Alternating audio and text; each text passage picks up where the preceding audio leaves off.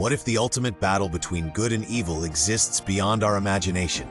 Not in some far-off galaxy or fictional saga, but right here, in the unseen layers of reality, woven into the very fabric of human existence. Could it be that everything we think we know about morality, power, and destiny is part of a cosmic struggle far greater than we've ever understood?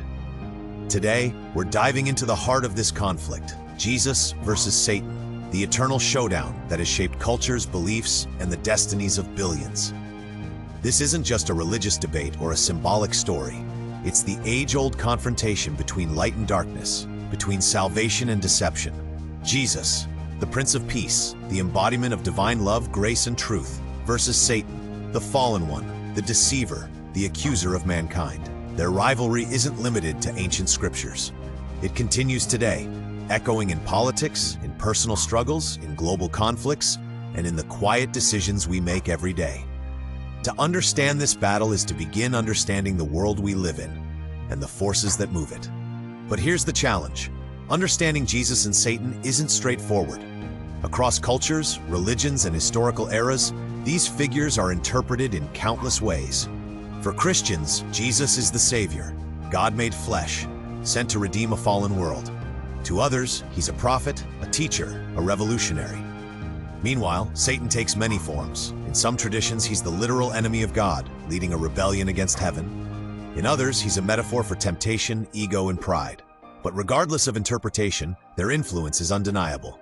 Entire moral codes, laws, wars, and reforms have been shaped by the ideologies these two represent. And the question becomes, how did these figures become the symbols of ultimate good and ultimate evil? Let's start with Jesus. His message was radical.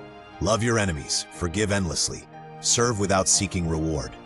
He welcomed the outcasts, healed the broken, and claimed that the greatest power is found in humility and sacrifice.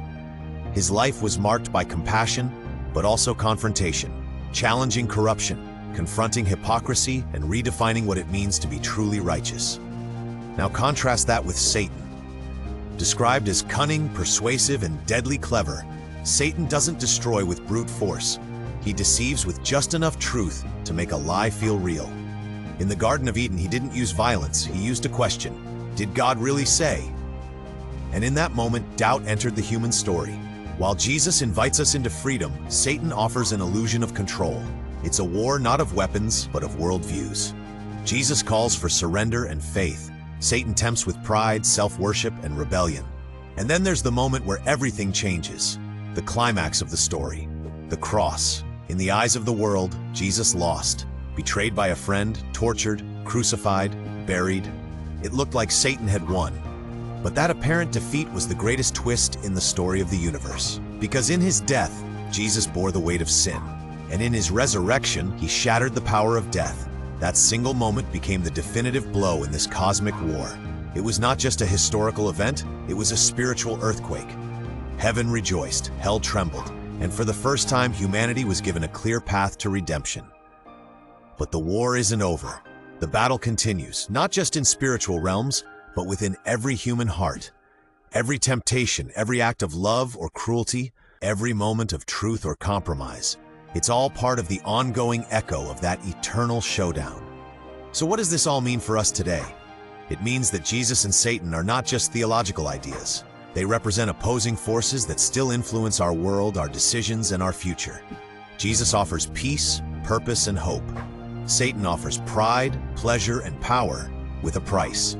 The choice between them may not always be obvious, but it is always present. And how we respond defines who we become. What do you think about this eternal battle? Is it symbolic, literal, somewhere in between? We'd love to hear your thoughts in the comments below. Let this be the start of a bigger conversation. And if you're intrigued by this kind of deep, soul-searching content, check out our other videos for more insights into faith, mystery, and the unseen truths that shape our lives.